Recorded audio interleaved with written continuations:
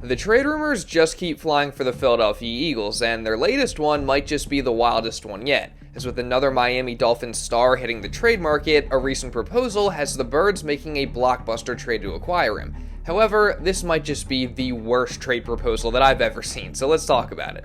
Meanwhile, Jalen Hurts continues to do the impossible, and what he just accomplished might be one of his coolest feats yet. Plus, the Birds got some more draft updates, while one of their biggest rivals is supposedly interested in trading for Dallas Goedert. So, we're going to talk about that and all the other latest news starting right now. It's that time of the NFL offseason where not too much is going on. Now, obviously, things have been heating up a little bit here in recent days, just with the NFL draft being about a week away. So, naturally, the Eagles and other teams have been visiting with players, and there's been a lot of speculation as to who the Birds might take when draft weekend rolls around. Plus, we also just heard from Nick Sirianni and Howie Roseman in a recent press conference, so things haven't been dead silent per se. That said, in terms of actual concrete moves, there really hasn't been much going on. So naturally, people, including myself, get to speculating about different possibilities and moves that the Eagles could make in the near future, whether it's something a little bit more realistic, like a potential Dallas Goedert trade or picking up Jordan Davis's fifth-year option, or it's something a little more wild, like some of the trade rumors that we've gotten in recent weeks. And that includes the chatter about the Birds potentially trading for someone like Tyreek Hill or TJ Watt,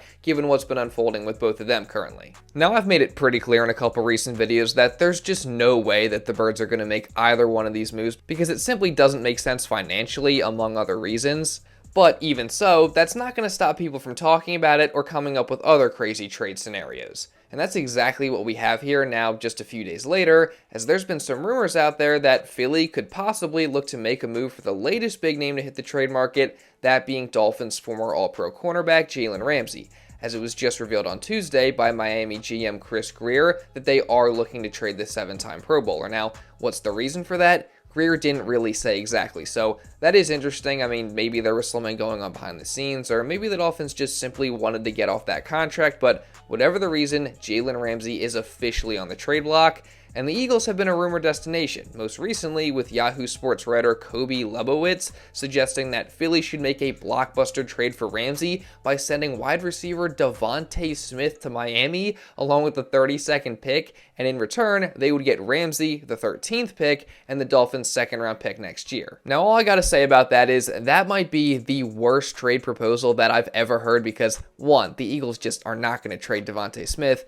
and two, the Eagles shouldn't even be interested in trading for Jalen Ramsey in the first place. I mean, just think about it, guys. Like, Ramsey's 30 years old and his best years are clearly behind him, so trading for him would not only cost a lot compensation-wise, but you're probably only going to get a couple good seasons out of him anyway. Plus, don't forget that Ramsey made it pretty clear that he's not exactly the biggest fan of Eagles defensive coordinator Vic Fangio, who of course was his coordinator in Miami in 2023. Now, personally, I think Ramsey's the issue there, and I haven't even talked about the biggest reason why this isn't a possible trade, and that's money, because Jalen Ramsey is on a massive contract currently that lasts through the 2028 season, and over the next 4 seasons, his cap hits are $16 million, $25 million, $26 million, and $36 million respectively, and again, that's all for an aging star that, sure, he's still good, but he's definitely on the downside of his career. And again, for an Eagles team that currently already has a lot of guys signed to big contracts and more extensions coming, trading for an aging corner on a huge deal just doesn't make any sense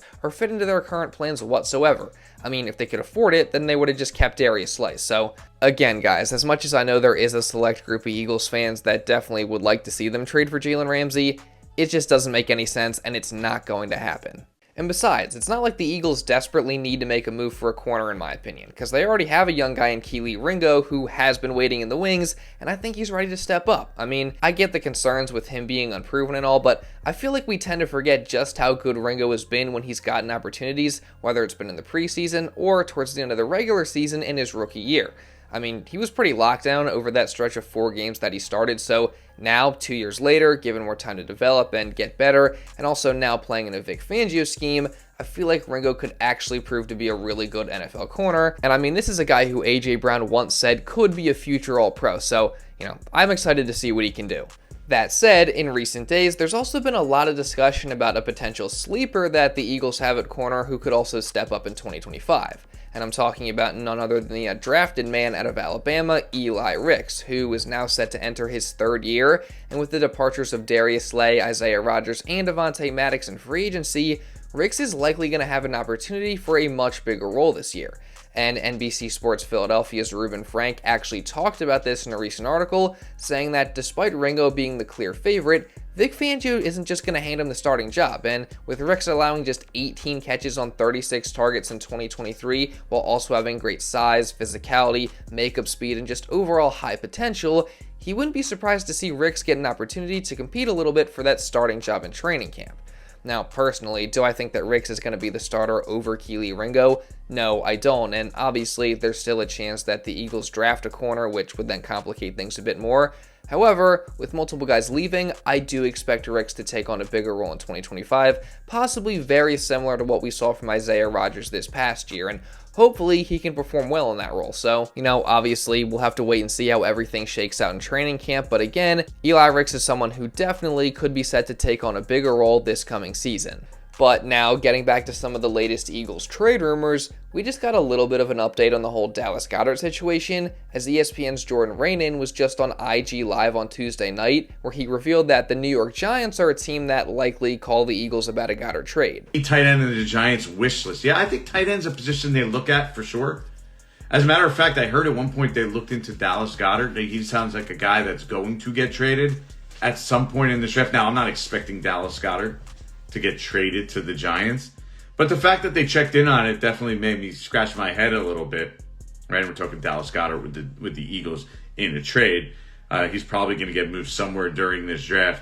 I don't expect that to be a move the Giants do make, but it's something they're at least monitoring if they inquired about it. So interesting there. It is definitely interesting that the Giants were supposedly interested and actually called the Eagles about Goedert. Now, like Raanan, I wouldn't expect him to actually end up getting traded there, just because I don't think the Eagles would ever do that, with the Giants obviously being an in-division rival, and who knows if the Giants would even be willing to give a good enough offer. That said, Raanan does seem to really believe that Goedert is going to get traded somewhere during the draft, so we'll see how it all plays out, but those comments are just one more thing making it seem like Goedert's time in Philly is coming to a close. That said, some comments that Nick Sirianni just made in a press conference with Howie Roseman before the draft are something to consider too. But to have the guy in there, whether it's Jason Kelce with Cam, or whether it's Fletch with Jalen Carter or Jordan Davis, whether it's BG with Nolan, like to be able to watch that tape, to show the standard of what something looks like, and hey, this is exactly the way we want this play to look like. Here, watch BG right here. Now to be able, for Nolan to be able to go, or Jalix to be able to go to BG and say, why did you do it that way? I saw what happened. Take me through that process. That is a huge, huge tool and advantage that we've been able to have here for the past, since I've been here, because of the great players that we have.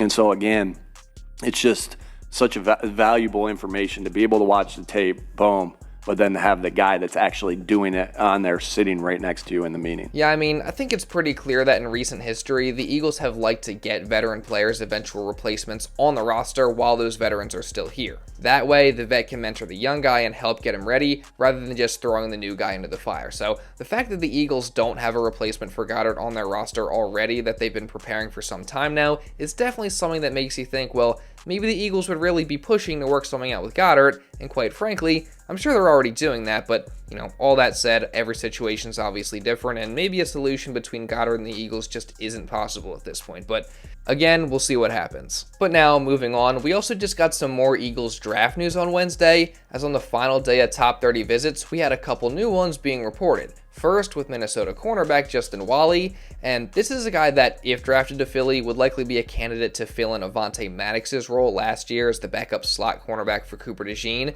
given the fact that even though Wally was primarily an outside guy in college, his smaller size and frame has led a lot of people to believe that he's going to play in the slot at the NFL level, and on top of that, Wally has some exciting traits, mainly being his aggressive play style and ability to take the football away, as he had 7 picks in 4 years with the Golden Gophers, along with 27 pass breakups, 3 forced fumbles, and 4 fumble recoveries. So, as a potential day 3 pick, watch out for Wally as a potential draft target for Philadelphia. And then moving on, the Eagles also met with another guy on Wednesday in Navy safety Ryan Lane III, although this one doesn't count as a top 30 visit and rather counts as a local one.